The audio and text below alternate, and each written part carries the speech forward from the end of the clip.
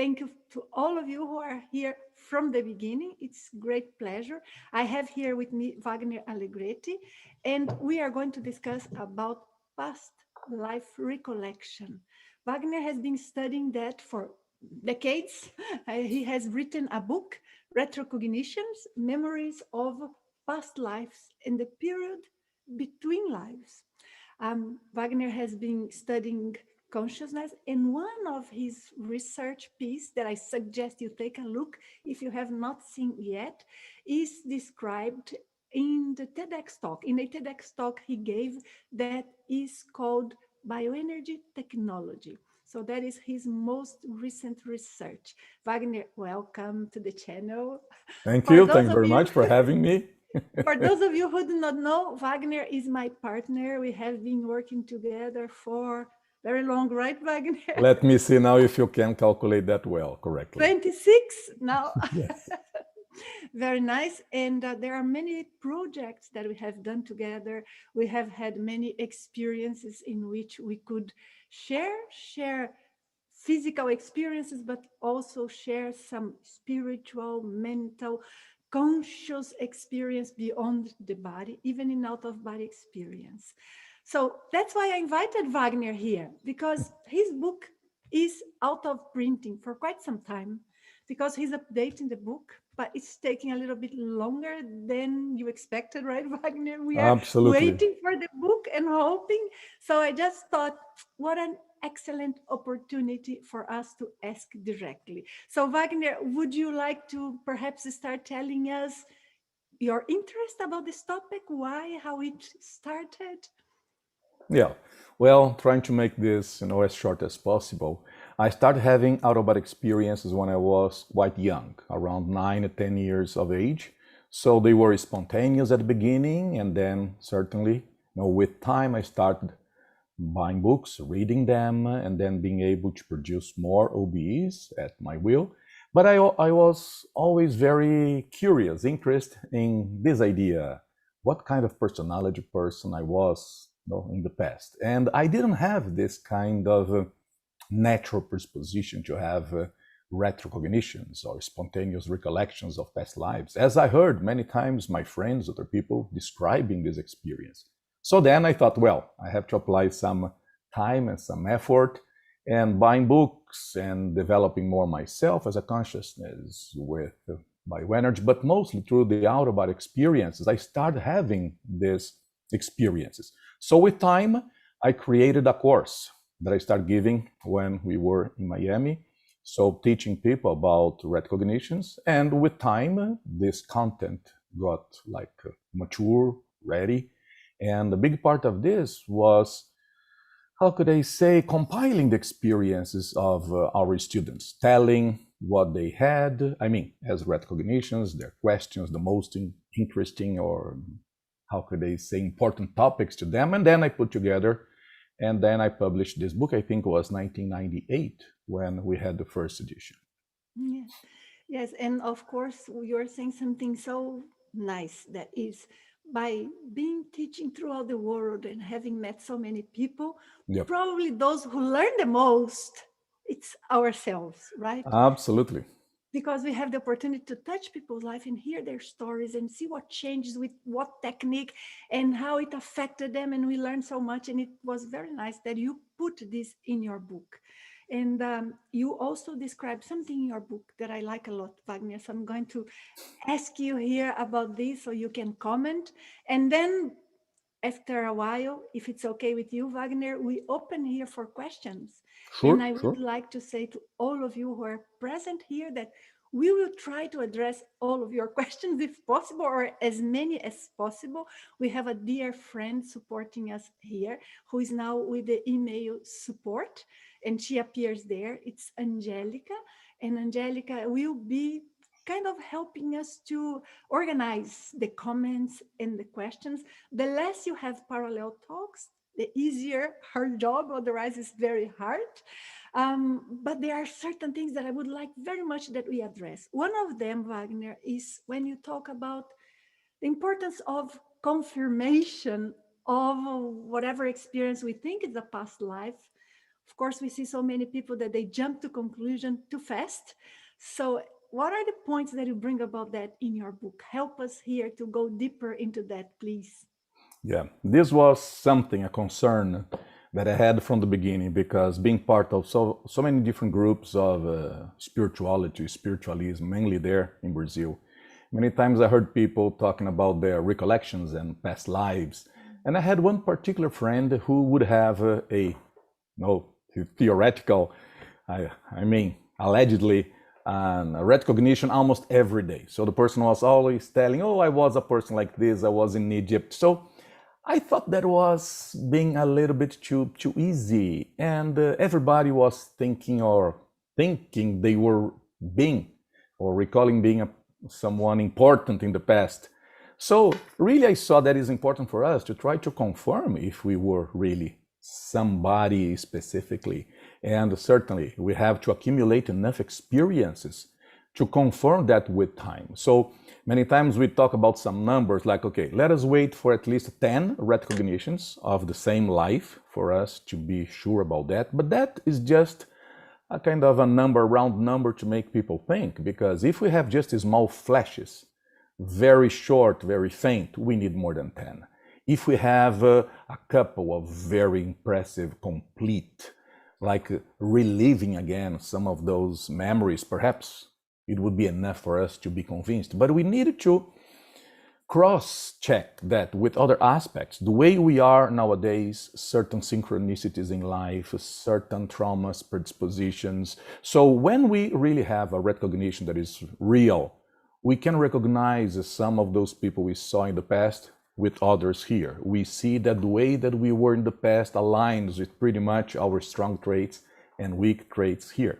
So it is very important, because otherwise we deceive ourselves. I have some experiences that I just wrote in pieces of paper, and they are, even today in some, hanging folders there, like waiting for confirmation, because it was just one piece.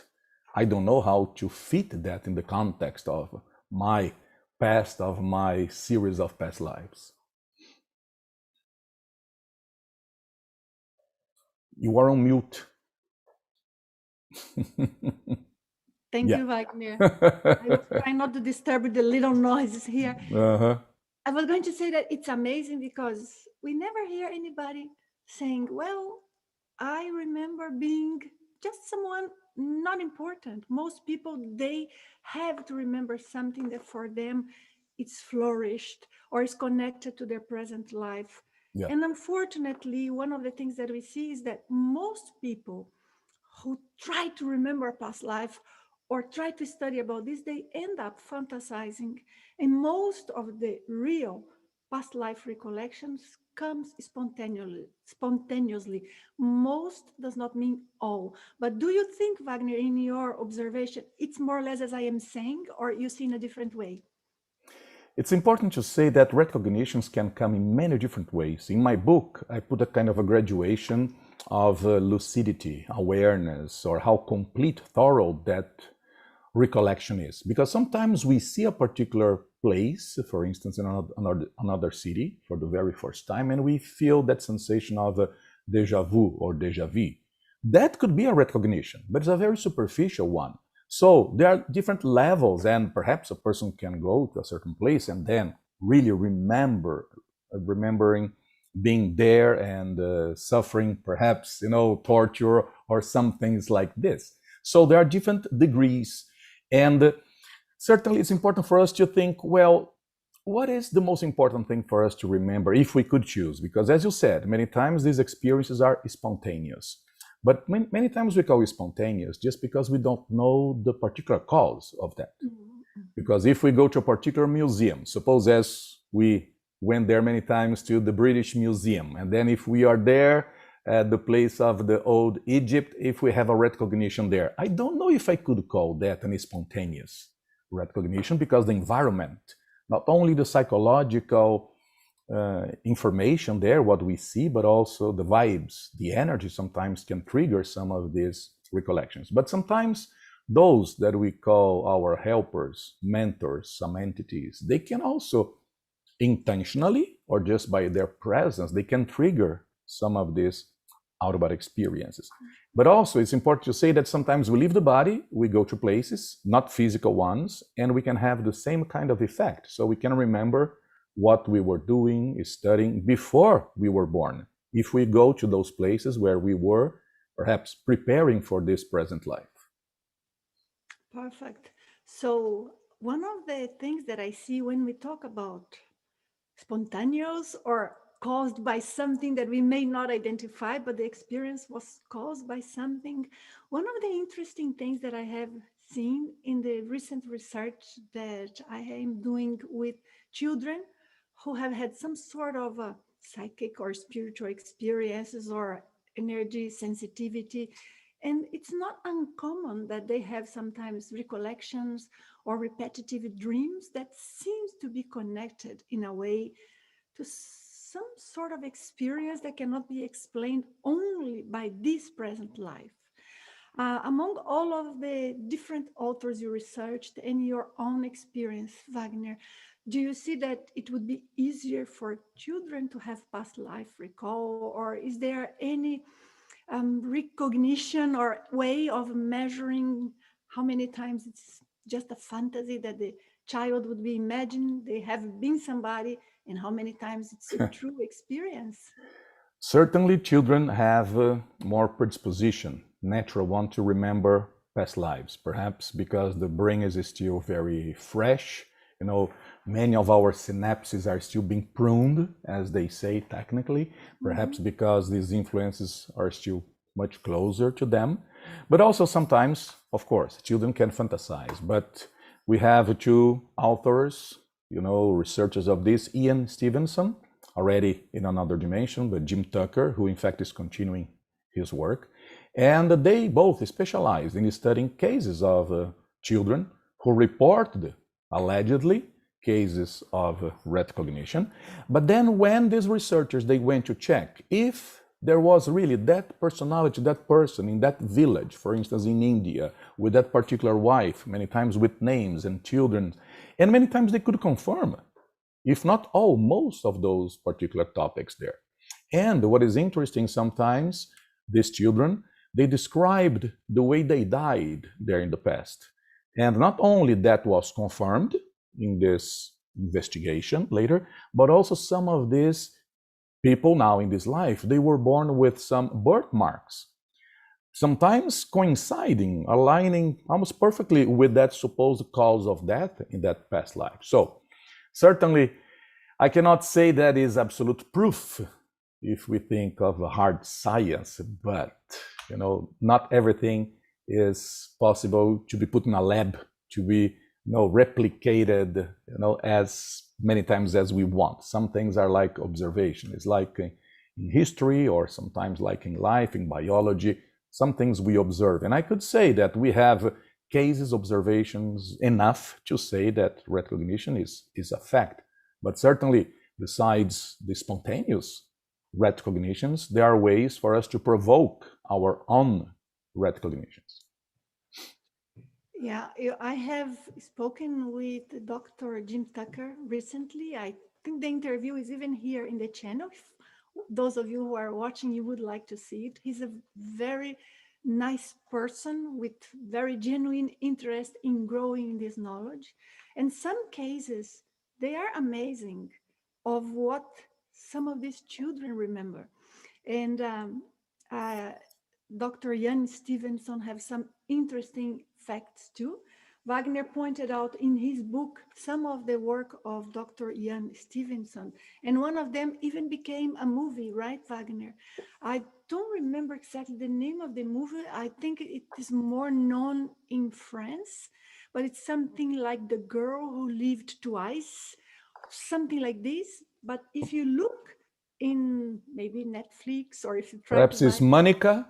Monica, Man- it's Monica. Yes, it's an Indian name, yes. Indian name, so Manika with K at the end, K-A, but I think in some languages it is, as it is in Portuguese and Mm-hmm. in French, The Girl Who Lived Twice, something like that, the meaning of it. So maybe you are interested in checking about it. Wagner, last thing I would like to ask here before I go to the questions of people, and I'm going to read them for you. I've heard throughout these past 10, 15 years since you have published your book first time, which is longer than that, but Hmm. I've heard many people telling that they had managed to have a past life recall with one of the techniques you proposed.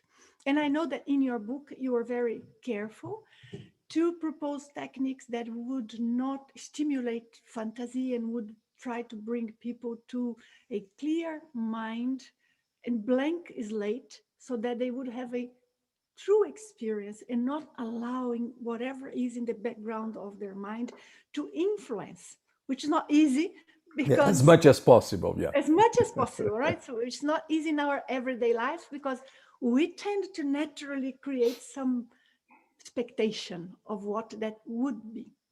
But among these techniques, I do not know if there is any that you could tell us, or you could at least tell us what is the logics, the mechanism behind how they work, if anybody would be interested in trying practicing.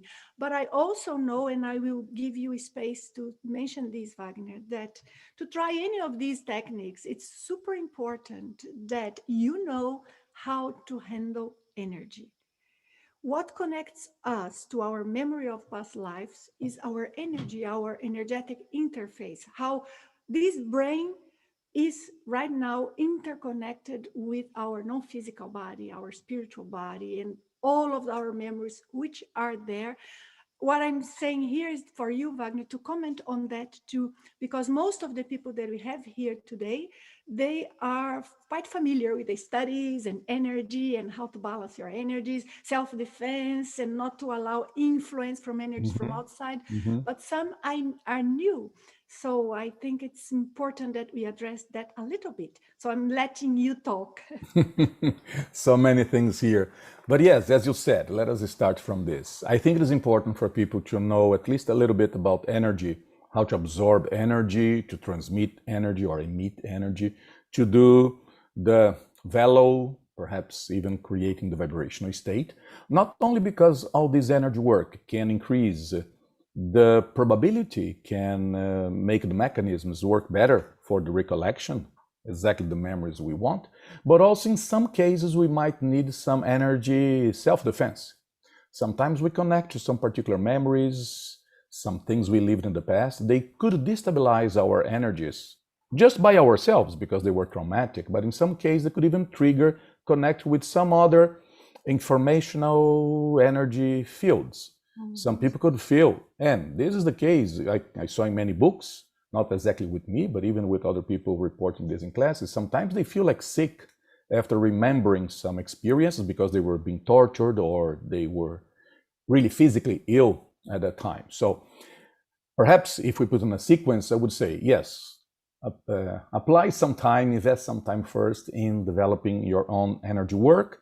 We don't need like the ideal control of this because even this is a theoretical thing. There is no end for our energy development. In terms of the techniques, my approach is to see if we can use many different techniques at the same time. Because like in the case of out-of-body experience, one technique can have a kind of a synergistic effect with other. So 1 + 1, in fact, is more than 2. So I talk about exactly the vibrational state, developing more our head chakras, unblocking them. I talk about relaxation, even about using some objects or places, situations, perhaps could be a museum, could be a person getting one particular room, if the person has that space, in the house, to decorate that place with objects of a particular time the person is trying to investigate. If the person has some kind of clues the person was in that particular past. This is what we call the retrocognitarium.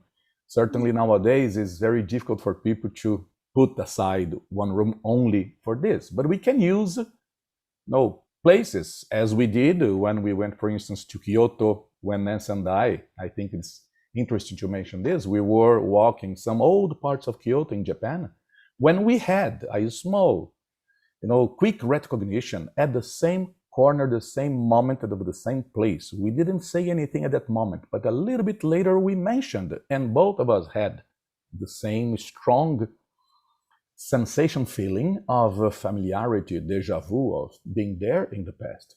But also I explain in my book one particular self-induction. It's a type of self-hypnosis that put a person in a kind of a state of consciousness, a state of mind that is more conducive to these retrocognitions.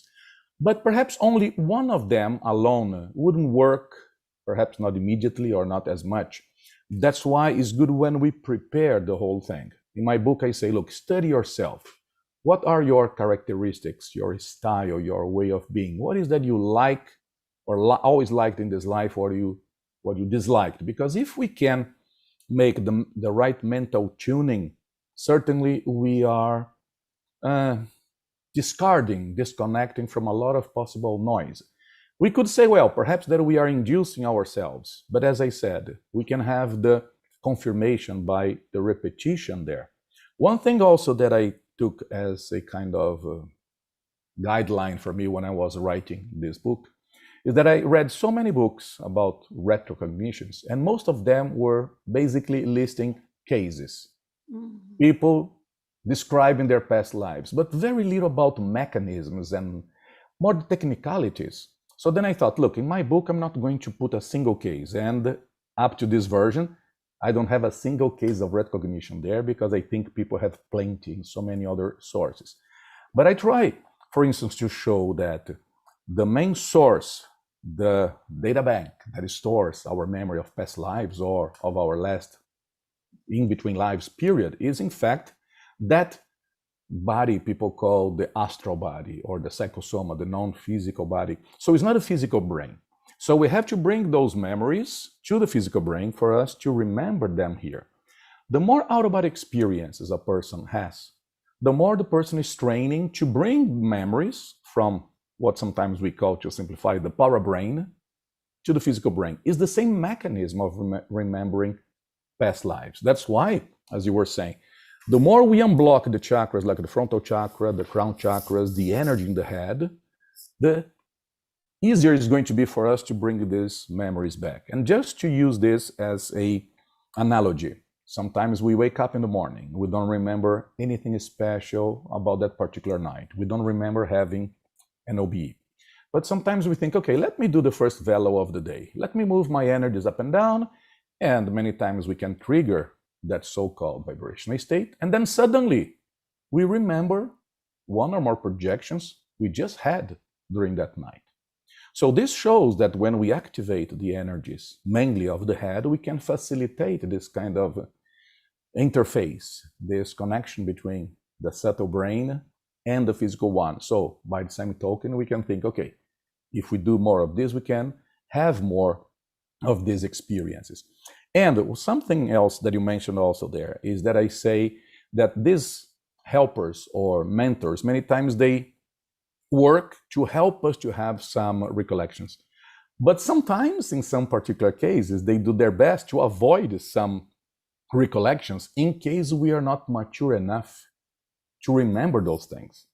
As I say, well, not every parent is ready or is mature enough to remember one of his kids was his torturer in a past life.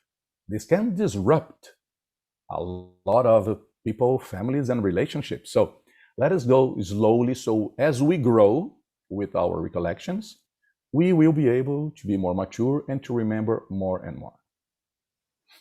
We have had, Wagner, you were talking and I was just thinking of so many classes that we gave throughout the world, especially on the consciousness development program. Yep. And there were a number of cases in which people who were just relaxed, working with energy, maybe trying to leave the bodies and doing their exercises to increase self-knowledge and energy balance. And many of them, they have had flashes of past lives, right? Yeah. So it Yes. can come when we are ready. And you just touched in something there so important, right? That we are ready to remember, and that whatever we remember is useful. One of the things that for me has been always very remarkable, of course, since I started studying all of these decades ago, was that what is it that people want so much to remember their past lives? Why don't Yes. they just, We have plenty. We have enough for now. Yeah. yes, just start acting with what we know and do what we have to do here. Sometimes I feel as if people would be stuck in their decisions or in their moving forward and growing within because they keep searching for the causes of things in the past. And I see that it's so important to know that sometimes, Yeah. to know strategies. But in many cases, if we have a clear vision of the present, we have a clue of the past. But then, how would you emphasize the importance of past life recollection here for us to grow? What Yeah. is the I have this in a nutshell, or in a coconut shell, as I say sometimes. I tell people during classes, something like this. We should try our best to remember our last period between lives, because then we can remember, probably, possibly, what is our life mission, what is our purpose in this life. So, what is that we prepared ourselves to do during this life. But also, we could complement that, remembering one or more of our past lives, but then exactly to know what we should not be doing here.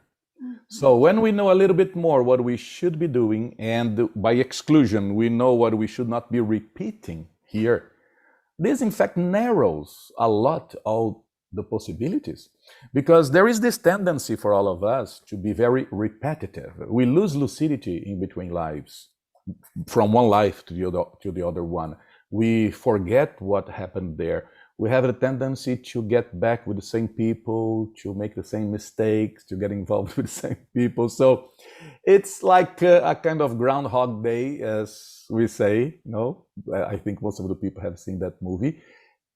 Getting better a little every time, but we can go in a faster pace.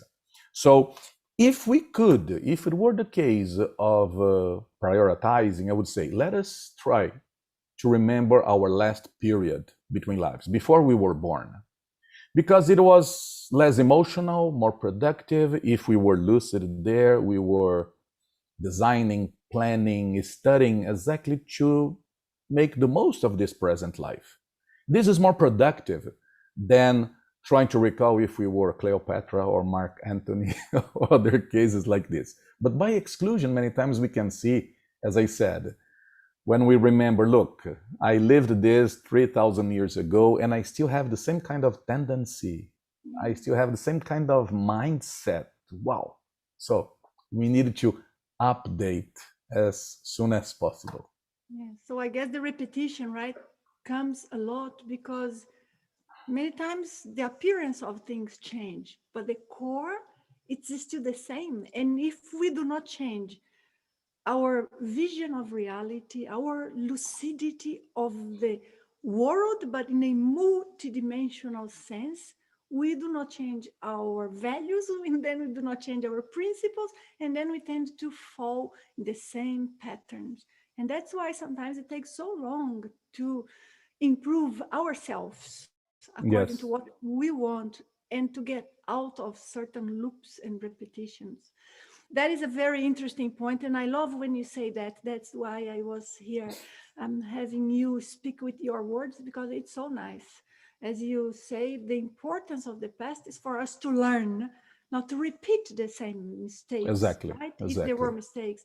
But if we did something good, let us remember and put that into action now, because I also see that so many people, they undervalue themselves.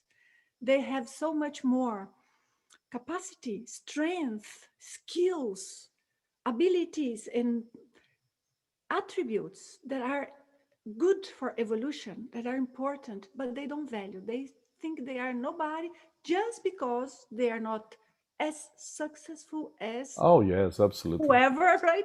Yeah, Because we yeah. have now a label of what is to be Yeah, it's a successful. brainwashing nowadays that you have to be influential, you have to be rich or famous, as you said, and Yeah, that is, yeah. besides the point of evolving. Exactly. So we have to live well, we have to be stable, we have to be balanced, and we have to be proud of ourselves and of our lives. And most of the time, people are seeking for a past life not to learn, but just to sometimes feel a curiosity, because they feel Yeah. a little bit displaced. Yes, and retrocognitions in general, being of our last period between lives or of past lives, they make us more realistic, not only about expectations in life. We know that some things are not going to get better during this lifetime.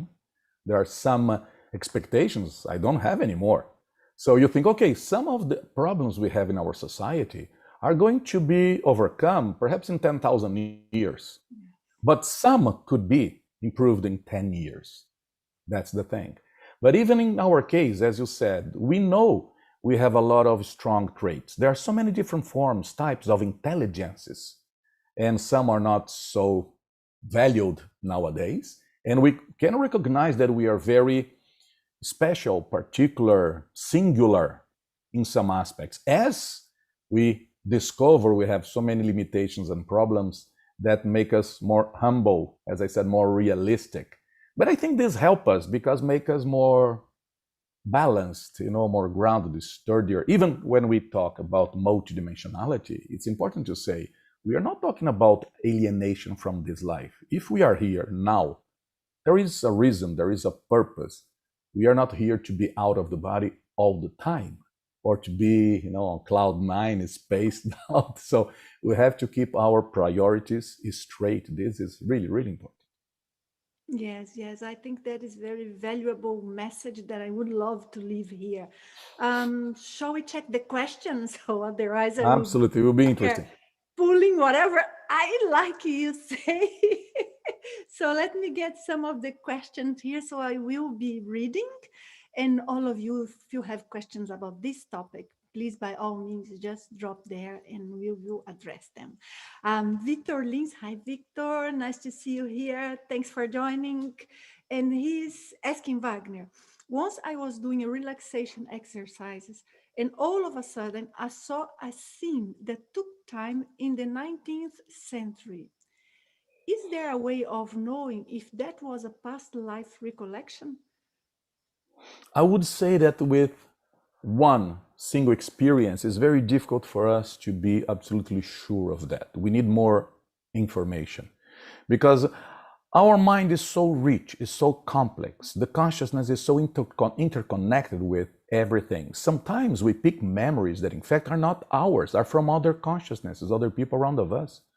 So sometimes, for instance, when I do some particular sessions in which I emit a lot of energy so the helpers can use those energies to help other people, sometimes I pick flashes, images, thoughts that are not mine, are from those helpers or from some of these other, needy extra physical consciousnesses around. In some of those sessions that we make of kind of I would say coaching, a mentoring of energy, when we can really be with the person, face to face, working with energy, testing if the person can feel energy, if the person can do a good level of self-defense.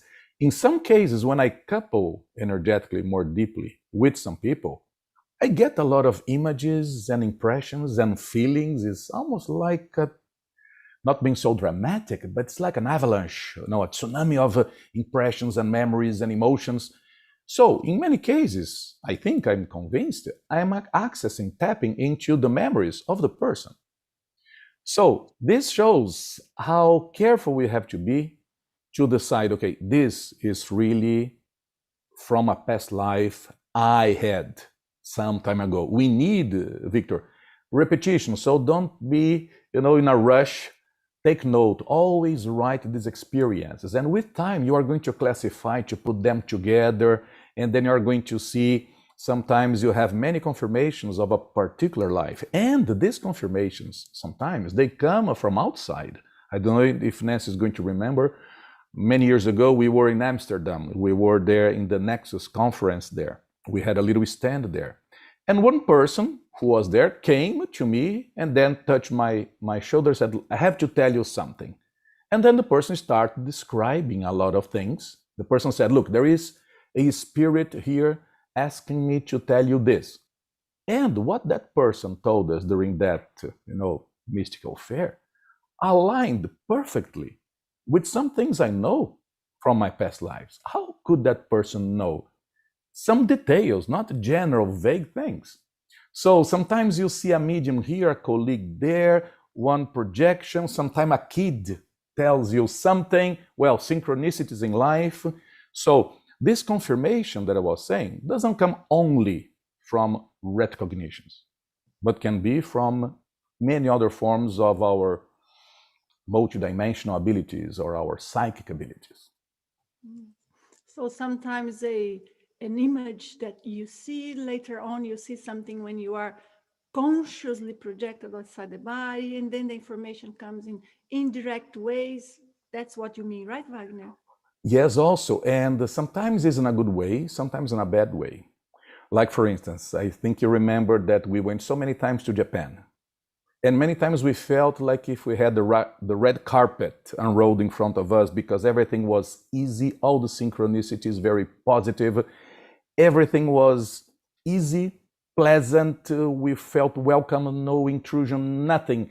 So we felt like if we had been there, but perhaps our balance was more positive than negative. But we have been to other places. I'm not going to mention the places, otherwise people are going to think those places are necessarily negative, but not the places, us, in which when we went there, it was the opposite.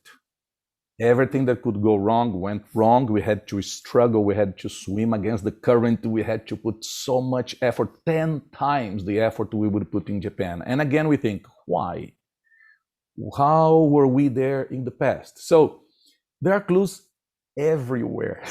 But we have to be lucid to recognize that. We have to be careful not to see synchronicities in everything, because I have seen some people, with all due respect, I could say they were getting a little bit crazy because everything, if a light bulb just burns, okay, it's a sign, it's a synchronicity. If the dog barks, oh, there is a message to me. Please, let us be reasonable with that.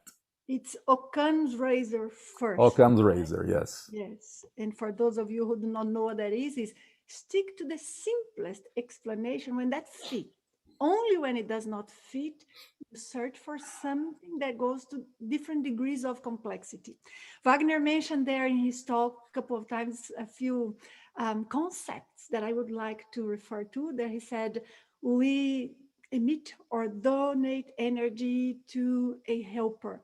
So we are referring, or he was referring to, like a spiritual mentor, a being that supports us in evolution. Just because Wagner, sometimes people are not familiar with the expression. Sure. And also he mentioned about the technique velo. You have videos here explaining what that is. That's a technique to balance our energy body, but especially for self-defense, for opening chakras, but in a way that it goes according to our maturity. So it's a nice energy practice. So very good. I'll go to the next question. Oops, I got the wrong file. Give me a moment. Kieran is here with us. Hi, Kieran Conway. Thank you for joining.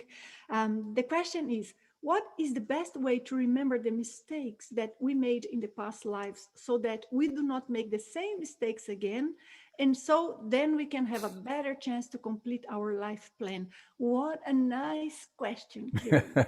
Yes. Right? Nice. Of awareness behind that. Okay, Wagner, that's and for you. Difficult. First of all, I would like to say that according to the best of my knowledge, there is a natural tendency for us to remember mostly more easily, the mistakes. Because usually they had consequences, and because of the emotions. Even when we discuss about our physical memory, here we see that memory works a lot based on our emotions. When we experience something with a lot of emotions, negative or positive, it's easier for us to burn that in our memory. It's easier for us to remember that later on in the future. But it's the same thing with the past. When there were strong emotions, those memories got better recorded, if I could say that.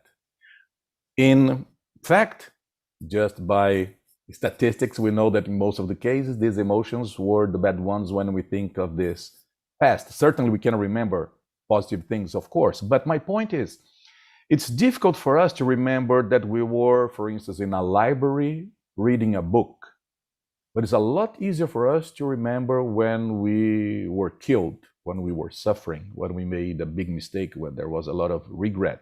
So first of all, I would like to say to Kieran and to all, let us try to be open to see what kind of memories come first. Because it seems there is a kind of natural flow, a natural rhythm, perhaps filtered by us, our own mechanisms of the consciousness, based on our resilience, our possibilities.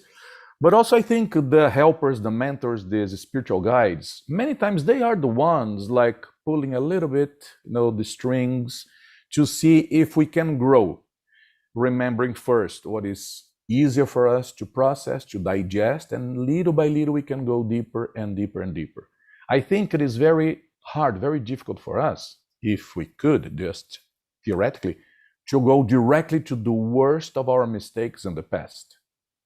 We make some little mistakes in this life, and it is a lot for us to take, to digest, to forgive ourselves, to overcome that, to move on. Imagine if we could get to the worst of our past. We still have to get to that level of structure, emotional energy, resilience to get there. So I wouldn't focus only on the things we don't want to repeat, but I would say be open to the flow as it happens, because I think this is going to be easier for us. But one thing here that I think is important, when we are applying these techniques of retrocognition, it's important to see if we can get the best of our moments and places and situations. So suppose if one day you feel you are not okay, there is some kind of negative vibe around the view, you don't feel well, there is some strange energy around. Don't try to have a retrocognition that day, because that could tune something strange, or you could pick the memory of somebody else. So we would say the same with out-of-body experiences, exactly the same thing. Perhaps we wouldn't even say, okay, if you can, don't even drive your car that day. Certainly it's not to be afraid of these things, but it's trying to optimize this. Yeah.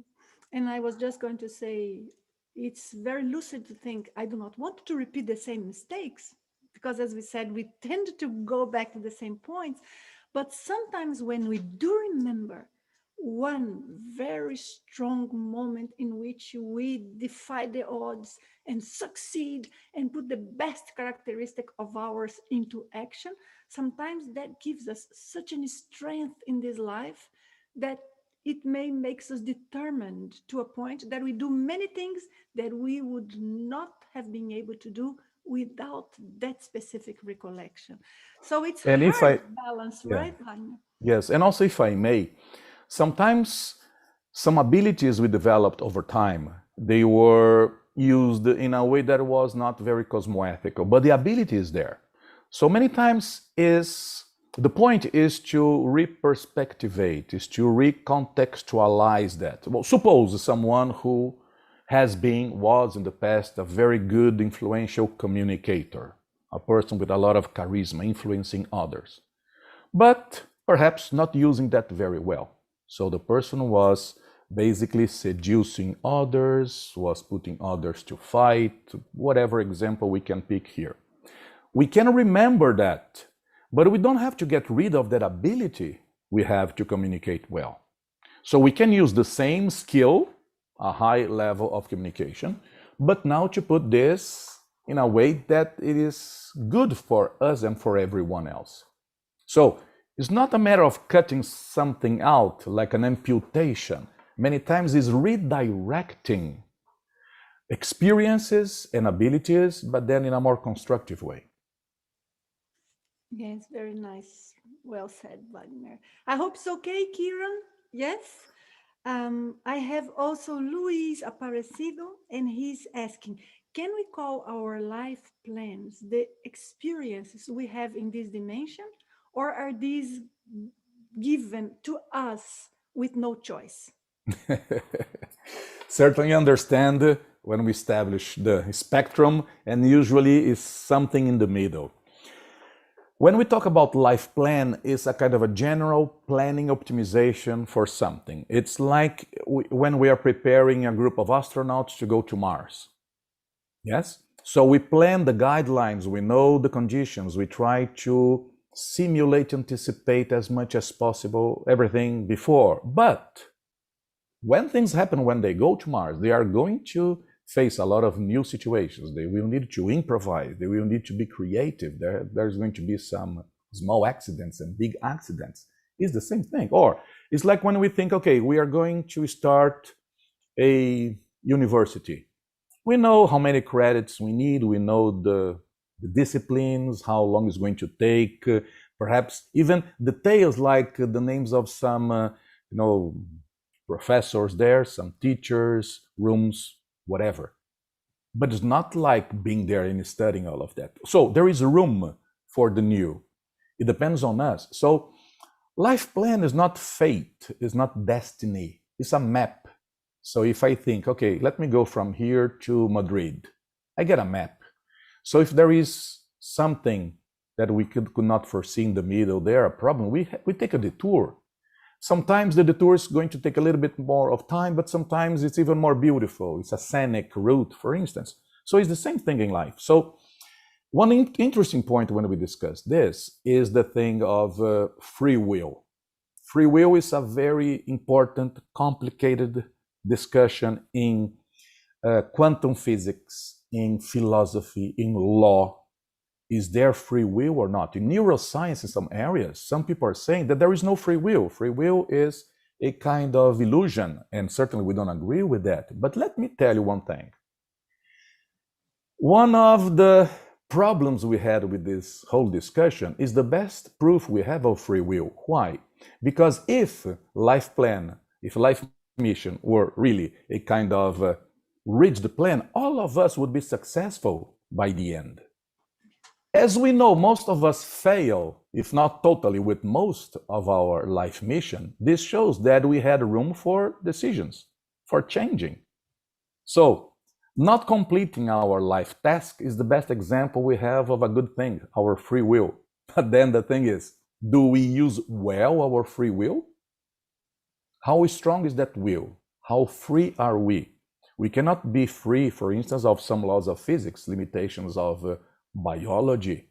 We have to sleep a certain number of hours. We have to eat.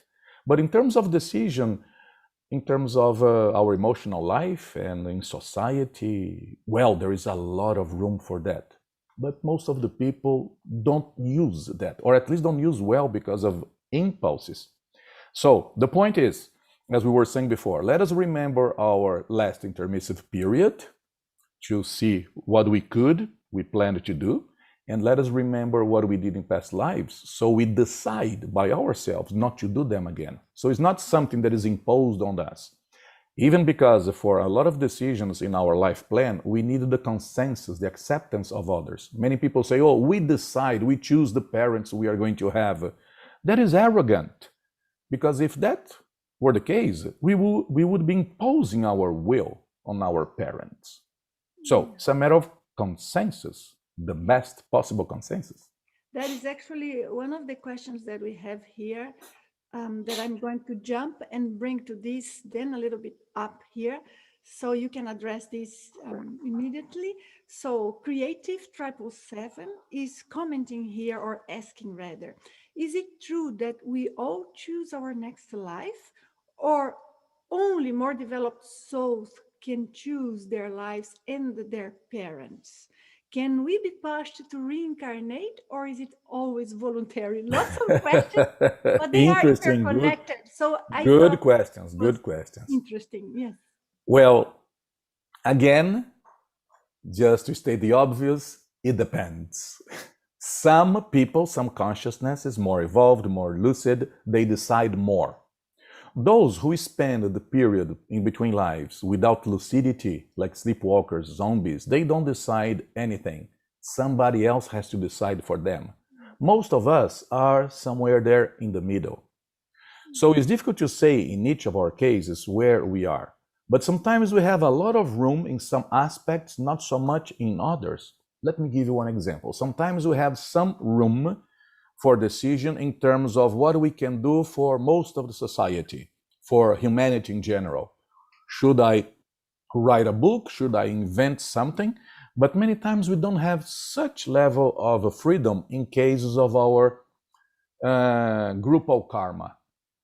So people that we had some problems with in the past. So we are again with them here. So we can have a lot of free will in one area, not so much in others, or vice versa. Okay, some people think, for instance, I don't want to have kids, and they have the freedom and they don't have. Some people, sometimes no matter what they do, kids come, they have a lot by so many different reasons. Is that karma or not? Is just lack of education? So this is a very, very complex topic. So it depends on the people involved. But then, returning to our colleague there, all these situations are possible depending on the person. Let me give you one example here, Nancy. I think is going to be interesting because when I study about past lives, this life, also I have some seminars about discovering our life mission. So many times I tell people, try to do a kind of thought experiment. Try to simulate in your mind, how would you design your future life if you could? In which country would you like to be born? With gender? And what kind of profession? Well, try to think of that. What would be essential to you? And there is one thing that I was mentioning earlier today in another seminar I was giving in Portuguese. For me, it wouldn't matter the country, culture, if I were born in a rich family or poor family. But if I could, if I had this opportunity, I would like to ask something. To be born in a family in which both parents are conscious veteran projectors. Imagine. Yes. Imagine mom and dad. Yes. Imagine mom and dad discussing their projections during the morning, the projections they had during the night, and us there being the toddler, eating our little cereal there, and hearing them, oh, I rescued that lost extra-physical consciousness. Oh, I participate in that kind of reurbanization, and on and on and on. How different would our life be in a situation like that? So I think this is a very good exercise because it helps us to understand the present life, first of all. Very nice. So then I will go back to Mohammed question. Hi, Mohammed. I recognize the name. You're always here with us in the channel. And the question is, how much can we trust the spirits or entities who tell us about our past lives while communicating with mediums? That's a good Mohammed, question. very good question. Thank you for bringing that up because you are a lucid guy. We have to be very, very careful. Not because some spirits wouldn't be able to communicate and tell us real, truthful things, but also, as you said, as you guessed, sometimes some extra-physical consciousness, spirits, entities, they don't know much. Even if they don't have the intention of deceiving us, sometimes they don't know much. But some of them, they really try to manipulate. And there is another problem there, is the medium per se. Because I have worked already as a medium in this kind of connections, channeling. And it is very difficult for us not to interfere, to be completely out of the flow of information there. Because it works through our brain, our memory. Sometimes you pick an idea, but then you translate with your own words, with your vocabulary. So again, when you get this kind of information through mediums, supposedly coming from other beings, take note of them, list, register all of them. And then again, that idea of the confirmation. So when you cross-reference all of them, you see some aspects that reinforce, repeat, and they make sense because it's like in a puzzle. The little pieces, they match, connect perfectly. After a while, you have a big area of the image there. And I got some information from my past lives, sometimes from a medium, from colleagues, from helpers or spiritual guides, from my own memories. But then I have to say, as I was saying, a lot of these pieces, they are still out. So not connected to the main scene there, because we don't know if they are from this same picture, if they are just noise. This is natural. We will evolve more and more. But when we think about memory, think that we don't have a perfect good memory, not even of this life. Many times we don't remember what we were doing yesterday, what we ate, or we go to our bedroom and don't we remember, well, what was that I was coming here to get? So, one of the good things is try to protect your memory, physical one, as much as possible. Practice memory. Eat well, sleep well, avoid stress as much as possible, because it's very difficult for us to access memories of projections, out about experiences, and retrocognitions if our physical memory is fried.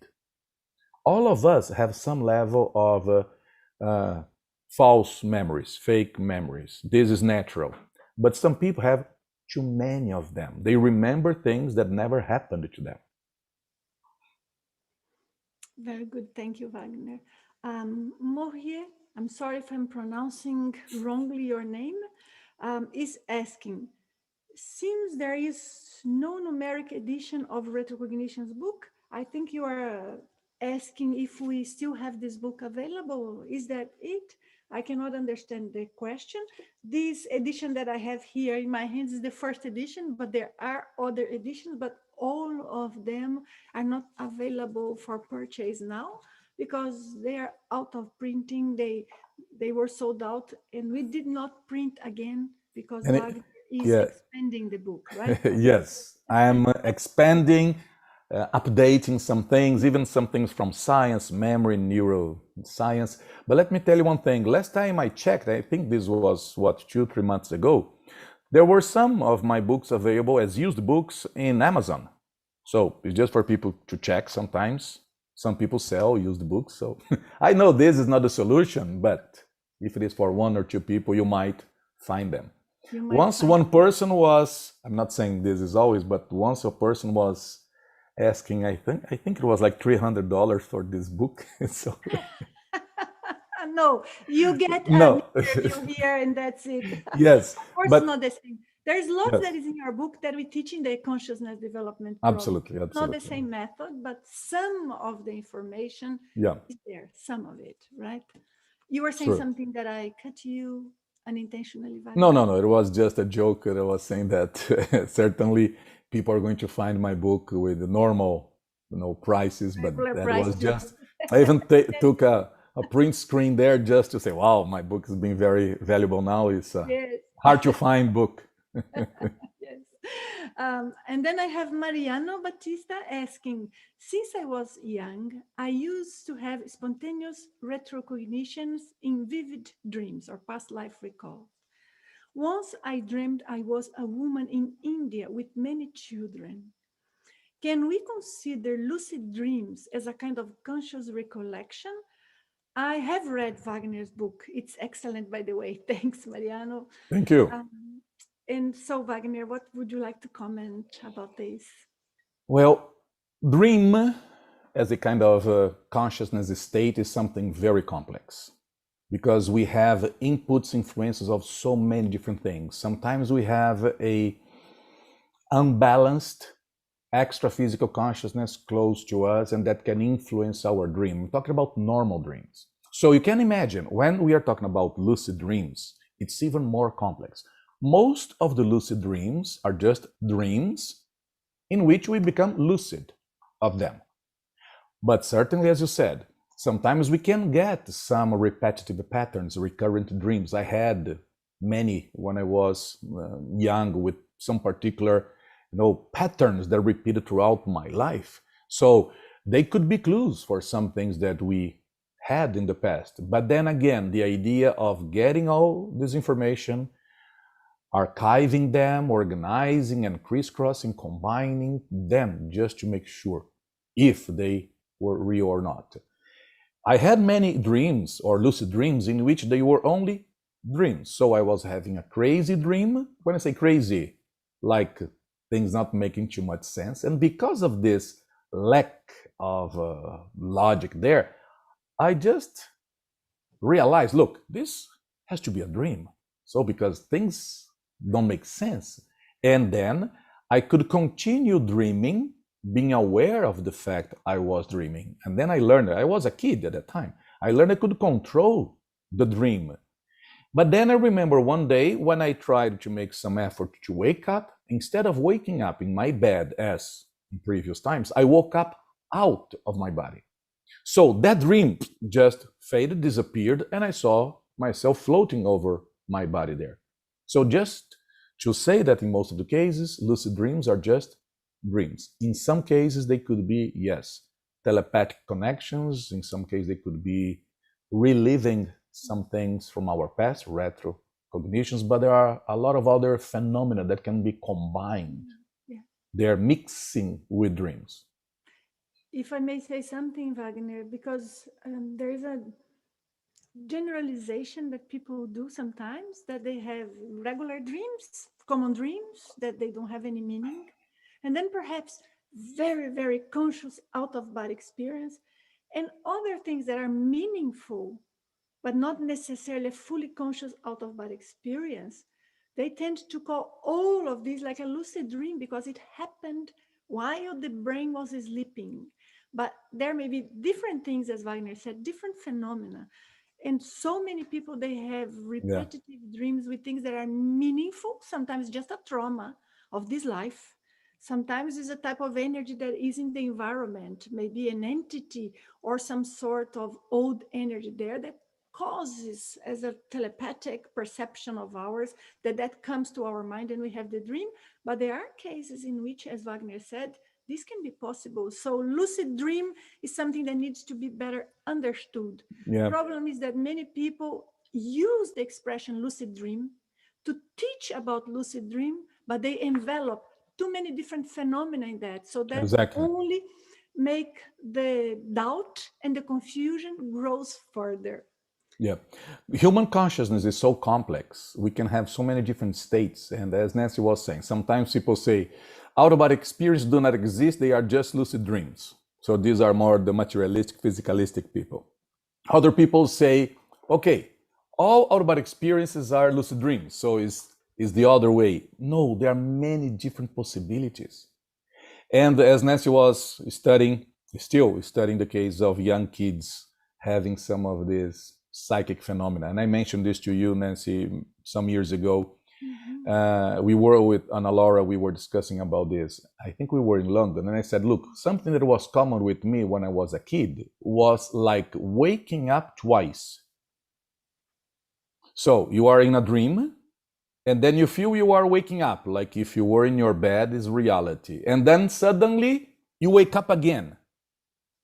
Then now really in your physical body. So it's like if you were in a lower state of consciousness, you go to an intermediate state of consciousness, and then you wake up in a higher state of consciousness. And even when we project, we go outside of the body. Our lucidity can vary a lot. In some cases, we could be really project out, far from the body, but not as lucid as we are here right now. But sometimes we can be a lot more lucid than we are here right now. From that point of view, in that state, this state here now feels, looks like a dream. We feel like if we were zombies, if we were, semi-conscious. Sleepwalking here. Sleepwalking, exactly. When we compare to that state. When we have those expansions of consciousness there.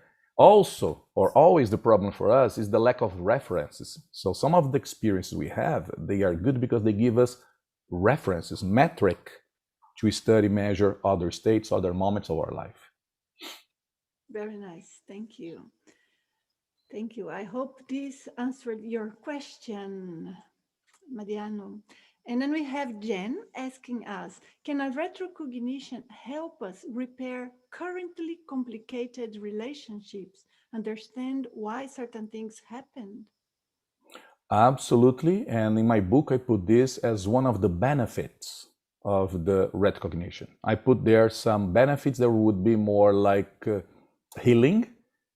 Retrocognition can create some physical healing or healing of psychological, how could I say, challenges we have, but also fixing a lot of things in our relationships, because many times we understand the reason, the root, the factor that caused the problem in the past. Sometimes we are and were victims of that particular person in the past, but many times it's the opposite.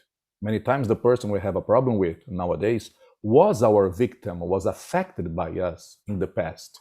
So sometimes we understand, look, now I have to give that person more slack. I have to make more concessions. I have to sacrifice a little bit more because we are, to simplify, in debt with that person. But as I said before, we have to be mature because sometimes we remember things that are not so easy for us to digest. It's some things are difficult, as I said. One example, just to simplify, a parent remembers one of their kids was one of their torturers in the past. Yes, or How the many other way around. parents, exactly, how many parents would be able to continue being a good parent after remembering that? And again, as we said, okay, let us wait for confirmation. We need some experiences to really be sure of that. We cannot just get impulsive, precipitate some decisions based on one single experience. Yes, it's interesting because sometimes when the information clarifies in our minds and the recollection of a past life is a way of clarifying an issue, it's almost as if it solves by itself. And then all of a sudden, that energy that was creating the conflict is no longer there. Like Exactly. we changed in a way that the exchange of energy with that person ended up changing. And that's interesting because sometimes that happens for other reasons too. We live something in our lives that all of a sudden we feel we are different, we matured, and then some Yeah, of the context around of us change. And of course, retrocognition is so important for that, right, Wagner? exactly, It's exactly. probably one of the key things. Yeah, as you said, Nancy, sometimes we have in our memory the fact as it was in the past, but we interpret that fact in a different way. It's like, let me give one example. We could be in a trip where we got into a dirt road and then it was raining and then we got stuck in the mud. At that day, it was a disaster. Everybody was really irritated, fighting, crying, blah, blah, blah. But then nowadays, we can tell that very same story over a dinner, a lunch, laughing about our adventures. Yes? The fact is exactly the same, but what was a tragedy now is fun. It's Can the be same seen thing in a different way. in a Yes. different way, but the intellectual, the hard facts, basically the same. We got stuck in the mud in the middle of the night. Yeah. Yes? Like sometimes we remember some things when we were young. We were preparing for a big party or a ball. Perhaps it was, I don't know, the graduation. And then, okay, and then we had a little thing. And perhaps the person woke up that morning with a big pimple, in the face. What a tragedy for that particular young person. Nowadays, if we remember that, what do we think? Oh, how young I was. I didn't have all the problems I have nowadays. This happens also when we remember some of the things of our past. Not all of them. Some are hard, as I said. But some, yes, we can reprocess, recontextualize with the maturity we have now. Yeah. So I think we have time perhaps for just a couple of questions more. Sure. I'm going through them here just so that we don't go till very late. But I'll try and bring them, and maybe if we can, Wagner, we try to Mm-hmm. make them short so we can see more people here. Sure. But then Chapter 2 is asking, I always have found it strange. We don't remember past lives more commonly, as these memories would really spearhead our development. How come much is lost when rebirth happens? Well, this is a very difficult question, and I cannot say I know everything, but sometimes people think this is by design, like if this were intentionally done there. And I think it's more a limitation of the whole process because we have all that lucidity. Because I have retrocognition of my last period between lives before I was born here, like moments, a little bit of time before the whole process of reincarnation started. So I had all that view, lucidity, awareness of everything. But then, how can we put all that awareness when we get back into an embryo? just a bunch of cells. There is no brain. And then the brain starts developing, is still pretty much no, how can they say, unprepared. So we spend many years just to mature this thing here. There is a kind of interruption, a breakage in the continuity of our line of lucidity. It's still very difficult for us to be lucid, completely independent of the brain when we have this connection here. We know how difficult it is for us to leave the body, to stay long outside of the body, to be lucid all the time, to store all that information and bring back. And in fact, just to touch something here, this is one of the main things I have in my interest. One of my points in my research, now I'm doing some research with functional MRI, so magnetic resonance of the brain when we work with energy, velo, vibrational state. But I have always thought of this. What is special in the neurons that make them pliable, docile, influenceable to the consciousness? So when I do something like this doesn't come from the brain. This comes from the consciousness, the intent from some other dimension, and it's expressed here. There has to be something in the neurons there, some sensors, special proteins, some antenna, whatever, that makes our subtle energy act on the brain and function like this. So I'm talking about something that is motor. But it's the same process of memory. How can we transfer memory from this subtle brain, from the consciousness to the physical one? We have to understand that better. And basically, we don't know anything about that. I did some experiments in this magnetic resonance machines. I put one friend there inside, ran, one series of experiments there. The moments I was transmitting energies to the brain, to the head of my friend, without his knowledge, he didn't know the time, the moment I was going to send energy, but the machine shows many different regions of his brain leading up. We don't have time here for the technicalities, but it's like if he had initiated a lot of mental activity, but he wasn't. And that was perfectly synchronized with the moment I start sending energies, the moment I stopped. So there is still too much for us to learn there.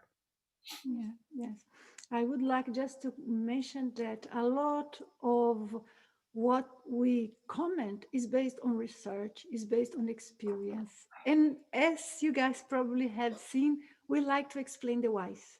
We like to go deep because sometimes with just a couple of simple experience, people start talking about things that they only know little bit of it. And with everything we have researched, everything we have experienced, and compilation of lots of different cases to examine, we feel we are barely touching the surface of this knowledge. There is so much to be studied, but understanding whys, mechanisms helps us understand our individual case, each of us, because we cannot say exactly why one person has a lot of tendency, predisposition to leave the body fully conscious, and why others try so much and it's hard for them, and why some people they have spontaneously real retrocognition or past life recall, while others never had any fragment of that idea. And some people are very sensitive with their chakras and their healing abilities and how they have empathy and perceive others around. But other people, even though they are interested in this topic, they are not as sensitive. So what is it that is behind? So understanding exactly the mechanism is super important. So that's why we go into details when explaining. I hope you appreciate that. We like being good instructors as well, not only good researchers, right, Wagner? Absolutely, So absolutely. that's what we have been doing for decades. But that's very good. I'm going to bring one last question. Is that okay? Sure. And I'll check here. I hope it's okay with everyone as well. And then I have here a question that's nice to finalize, Wagner, and will allow you to go into some details as well, which is from Wenson. Thank you, Wenson. He asks, is the regression therapy safe? Can we trust all the memories and experience that comes from this type of therapy? Well, As it is always the case, it depends. It depends on the therapist, it depends on the day, it depends on you. So I am absolutely sure, I'm convinced some of these regressive therapies can be very useful, can be very beneficial to many people in some situations. But depends on the therapist, because Nancy and I have seen people when we were in Miami who were working with how can I say, induction of retrocognitions, and the person has or had terrible energies. The person was not okay with that because the person was just materialistic, intraphysical, dealing with this just like a tool. The person could not understand and account for the energies coming back from a big trauma being remembered, or the extra physical consciousness is there. So in my book, you are going to see that I put there that for some emergency therapy, for physical things and for psychological things, yes, as long as the therapist is experienced, knows what he or she is doing. But when we want self-discovery, self-exploration, we don't get enough with 1 or 2 or 3 retrocognitions. This is something that we want to have throughout our life, to the end of this life and many other lives. So the idea is for us to develop this ability by ourselves, so we don't depend on anyone else. Because the less contamination, the less influences or factors we have there to complicate the whole things, the better. So when you have the therapist, it can facilitate, of course, up to a certain point, but we have more interference from other people's energies there.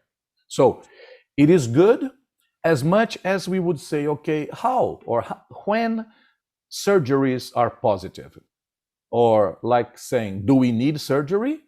You would say, it depends on the case. We do as much as we can to avoid surgery. Are there other approaches? That's exactly what we do with retrocognition. But I know people who were really helped with retrocognition induced by others. And in my book, I say, if you can really feel a little bit about energy, try to sense the energy of your possible, future retrocognitive therapist. Also, the day. Sometimes you can go there to the therapist office, clinic, practice. You can feel, look, this place is heavy today. Don't do your retrocognition that particular day. It's like we would do with anything. Okay, if you go one day to your dentist and the dentist is feeling unwell, is drunk, what do? Postpone. You go to another dentist or another day. So it's a matter of common sense here. But I think it's valid. But for us, for our own growth, it's better to develop this by ourselves. Yes, it's a nice reminder for all of us that energy is everywhere. We are immersed into a huge field of energy with subfields. And when we tap into a past life recall, we are actually bringing some information that were connected to the energy of that past experience. Yeah. And many times people have experienced, for example, when they visit a ruins of certain Oh, yes, tourist sure. place, Sure. or they visit a church, or they are just resting and say, okay, now I am under therapy, so I can open up, and they may get a reading of the information of the energy that is in the place, but they may also connect with that information and then have a real past life recall. I guess at the end, it's a lot to do with discernment, right? With us pondering and being sure. And if not sure, just put in a standby Yeah. to examine Yeah. more. Is that right, Wagner? Absolutely. And also, sometimes we pick some information about the past, but does not necessarily relate to us. I suppose you remember, Nancy, we were many years ago giving that course, Advanced 1, in Colchester, East England. And we were in a nice countryside hotel there. And then I went outside to feel the energies of the woods, the trees there, beautiful place. I was there connecting, putting my energies, when suddenly I saw scenes of a battle. And I could feel all the emotions, all of that. And I could see Romans. And I couldn't understand that for a while until you process. Then you think Romans were there and in some particular areas they were fighting the Celts. There is even the story of Boadicea, one queen of the Celts. So I'm not saying I had a life as a Roman or a Celt there, but sometimes you just tap into something, you read the memory of the place, and does not necessarily mean you were there. So we have to learn with time how to differentiate this, because we can pick information, if we are sensitive enough, in any place, good place, bad place. When we went to the place, Nancy, where there were the Twin Towers, the World Trade Center there in New York, after the whole thing there, we were there, they were still rebuilding. You remember the emotions, the sensations, and everything that we felt there. One of the most powerful things that we felt. Yeah, emotions from outside, not from us. And it's so difficult for us to distinguish. This emotion is not coming from me, it's from outside. So we don't mix things there. This is something that we have to learn and to develop with time. Yes. That was very strong experience. And I even mentioned that in my book as one of the moments that I was glad I knew how to do the velo technique. Absolutely. So it's a matter of survival. Yes, a matter of survival for some people who are sensitive. And it's interesting that we are talking about all of this, but the more sensitive the person is, meaning the more the person has some sort of energy field that gives them the possibility of reading the energies around. So sometimes they get to be influenced, a little bit more tired or a little bit more vitalized or motivated due to the type of energy around, the harder it is for them to be sure when what they are sensing is theirs or not, because they are so sensitive that they get things from the outside. But with time, we can learn. I have always been very much like that, but with experience, especially using the velo technique, and I have videos here teaching the velo technique that you can learn, but you can go into courses that take you deeper in developing that, such as the consciousness development course and others. But my point is, the more we can sense it, the more we need. And with time, I managed to learn how to distinguish what's mine and what's not. Sure. It does not mean sometimes I do not have to work with my energy to get rid of things that are not mine, and I may just sense them. But at least I distinguish, because so many people, they live in a way that ideas come to their minds and they do not know how to stop them. Negative ideas or ideas that are not consonant to their principles, or comes in an intrusive way, or they wake up in the middle of the night with strange, negative, unpleasant sensations. And I'm talking about the not positive side. Of course, there is the positive one. However, velo is a technique for self-defense and cleansing our energy. So of course, I'm going to talk about the negative side, because that's when we need it the most. So I'm just saying this because talking about past life recall and being sensitive to the environment and how we read the energies, I think it's good to remind people that you have techniques that you can resort to. There are many. You have to pick a safe one. Velo is one of the best. That's why. And Nancy, if I may, in a couple of minutes, I'd like to say something, because I start my book with that, and I think it's a good idea. Any person with some level of self-criticism sometimes thinks, wow, if I could go back to my 17 years of age, with the experience, with the memory, with the wisdom I have now, how many things could be different. Certainly we cannot go to the past to change what we did. But the thing is that having some retrocognitions, it's similar to that. So we can bring a certain amount of wisdom, accumulation of experience from many lives, from our extra-physical life to now, to guide the decisions we are going to make from now on. So it's not a matter of regretting, but it's about the future. And one other thing that is related to this, there is a concept to be discussed that is universalism. So it's a way of seeing people, life, but without the partitions, without thinking of races or sexism or classism, because it's unfortunately common, natural for human beings to segregate, discriminate based on different criteria. Okay, if the person is rich, poor, of this color or that other one. When we have enough retrocognitions, we expand a lot our universalism. Because we remember we were of a different gender, we remember that we were part of a minority, we remember we were poor, and this, and that. So it makes us more humble up to a certain point, but more responsible in another point. So mainly in a situation like we are in now in the whole world with politics, with some radicalism and supremacists in so many different ways, and we see this everywhere in almost all the countries. I think it is interesting for us to think of all these things because it changes our political view, political standing, not in terms of parties. No, not this party or the other one. But we see like the people are repeating now some of the same mistakes we were, making hundreds of years ago, thousands of years ago. So it seems sometimes there is a kind of regression of some aspects. So you see how difficult it is for us to think, well, what is my position in this whole set of things? Because many times politics is not, how could I say, party thing. We are more liberal, we are more conservative. There are values in both sides, good things in both sides. But how much of this is pro-evolution? How much of this or which aspects hinder evolution?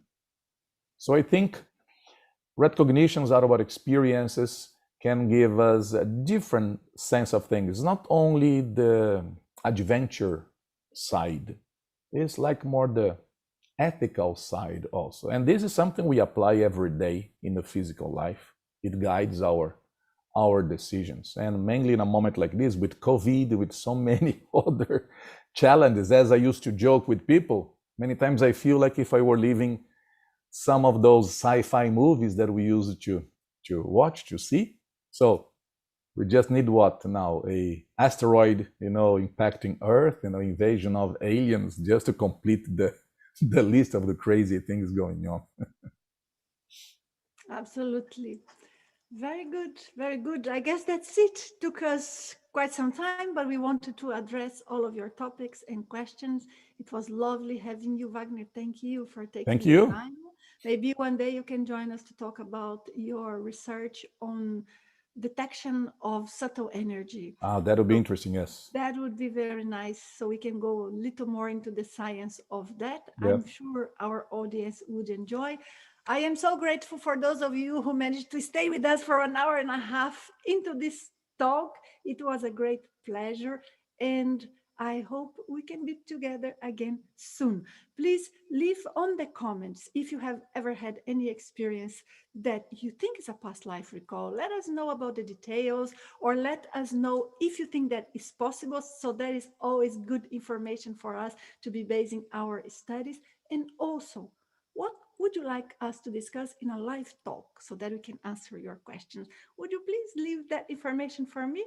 Thank you very much and hope to see you soon. Bye bye, guys. Bye. Thank you. Bye, Wagner. Thanks. Thank you. See you later.